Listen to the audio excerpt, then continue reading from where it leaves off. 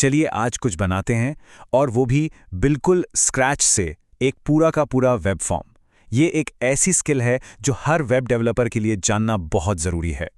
हम सब websites use करते हैं, नया अकाउंट बनाते हैं, ऑनलाइन कुछ ऑर्डर करते हैं या किसी सर्वे में हिस्सा लेते हैं। तो वो हमारी सारी जानकारी लेते कैसे हैं? इस पूरी प्रोसेस के पीछे एक बहुत ही सिंपल सा पर बहुत पावरफुल टूल काम करता है। जी हाँ, सारा खेल बस एक सिंपल से HTML फॉर्म का है। इंटरनेट पे डेटा इकट्ठा करने की पूरी दुनिया की बुनियाद यही है।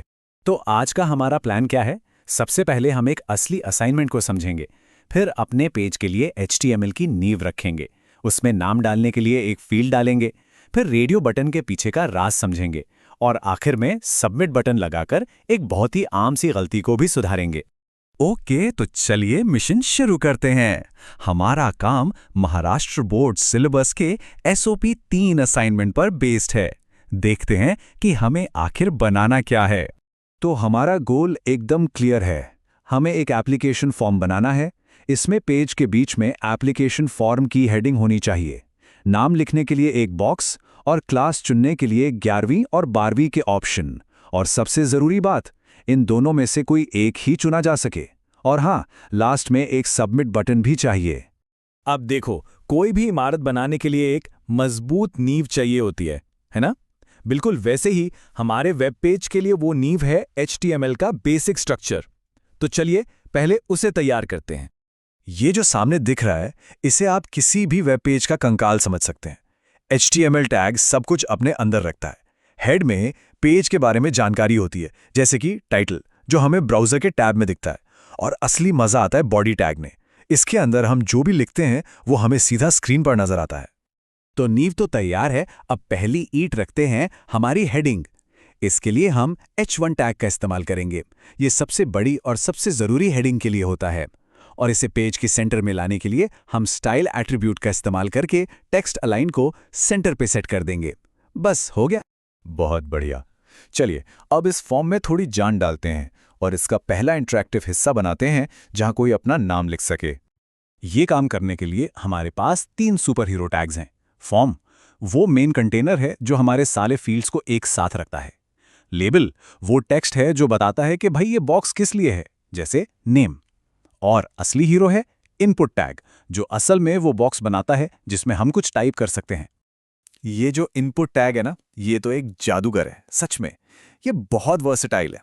इसका असली कमाल इसके टाइप एट्रीब्यूट में है।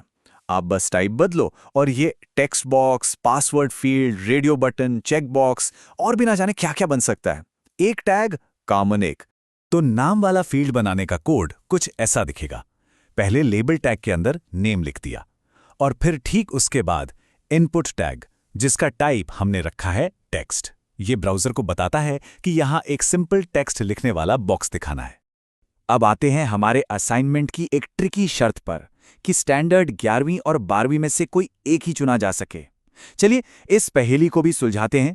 तो सवाल ये है, हम ऐसा क्या करें कि कोई गलती से या जानबूझ के दोनों ऑप्शन ना चुन ले?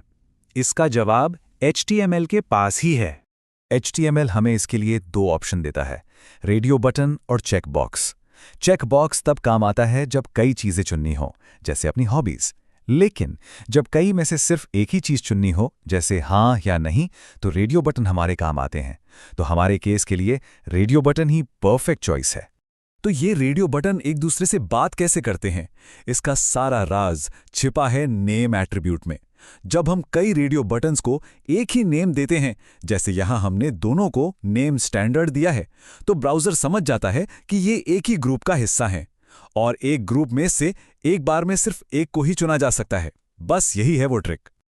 ऑलराइट, हम लगभग पहुंच गए हैं। अब बस आखिरी बटन लगाना है और एक छोटी सी पर बहुत कॉमन गलती को ठीक करना है जो कोडिंग सीखते वक्त अक्सर हो जाती है। और अब फॉर्म को पूरा करने के लिए सबमिट बटन, ये भी हमारे इनपुट टैग से ही बनता है। बस इस बार इसका टाइप हम सेट करेंगे सबमिट। इसका वैल्यू सबमिट रखने से बटन के ऊपर सबमिट लिखा हुआ आएगा। तो सब कुछ सेट करके जब हमने पेज देखा तो अरे ये क्या, एक मिनट, नाम का फील्ड तो ठीक है, सबमिट बटन भी है, पर ये स्टैंडर्ड वाले सिर्फ 2 छोटे-छोटे गोले क्यों दिख रहे हैं? इनके आगे 11th या 12th लिखा हुआ क्यों नहीं है? तो गलती हुई कहाँ? अगर आप कोड को ध्यान से देखें तो इनपुट टैग सिर्फ वो क्लिक करने वाला गोल बटन बनाता है। वो अपने आप ये नहीं समझता कि उसके बगल में दिखाना क्या है। ये एक बहुत ही कॉमन मिस्टेक है। और इसका सल्यूशन यकीन मानिए बहुत ही आसान है। हमें बस इनपुट टैग के ठीक बाहर जो टेक्स्ट दिखाना है वो लिख देना है। कोई नया टैग नहीं, कुछ मुश्किल नहीं, बस टैग के बाद 11th और 12th लिख दीजिए और बस।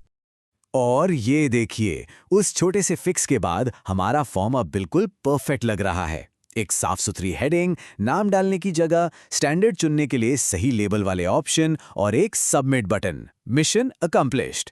तो चलिए फटाफट से रिकैप करते हैं कि आज हमने कौन कौन से कमाल के टूल्स सीखे। फॉर्म टैग, जो हमारे फॉर्म का कंटेनर है।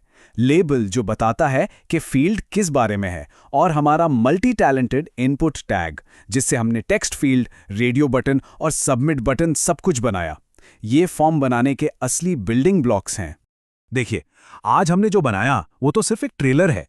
अब जब ये बेसिक बिल्डिंग ब्लॉक समझ आ गए हैं तो जरा सोचिए और क्या क्या किया जा सकता है। Feedback forms, online quiz, sign up page, इसमें password field, drop down menu, file upload करने का ऑप्शन भी दे सकते हैं। संभावनाएं एंडलेस हैं।